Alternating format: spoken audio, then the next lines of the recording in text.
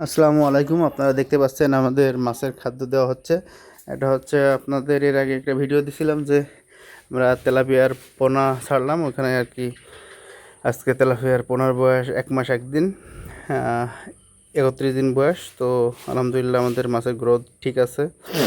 আমরা যখন ছাড়ি তখন 1 লাখে কেজি ছিল, 1 কেজিতে 1 লাখ ছিল, আর এখন 200-250তে কেজি চলে আসছে আলহামদুলিল্লাহ।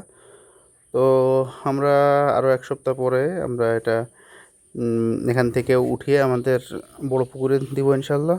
তো আপনারা দেখতে পাচ্ছেন যে হচ্ছে মাছের গ্রোথ আলহামদুলিল্লাহ ভালো আছে। তো আর যে উপরে যে ছোটো মাছগুলো দেখছেন এগুলো মূলত আমাদের এখানে রোহিঙ্গা মাছ বলে।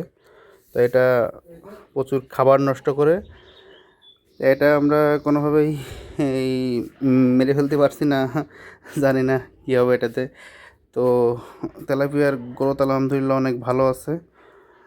এটা আমাদের সাতক্ষীরা থেকে নিয়ে আসা হয়েছিল, সরি সাতক্ষীরা না, এটা নিয়ে আসা হয়েছিল হচ্ছে ময়মনসিংহ থেকে।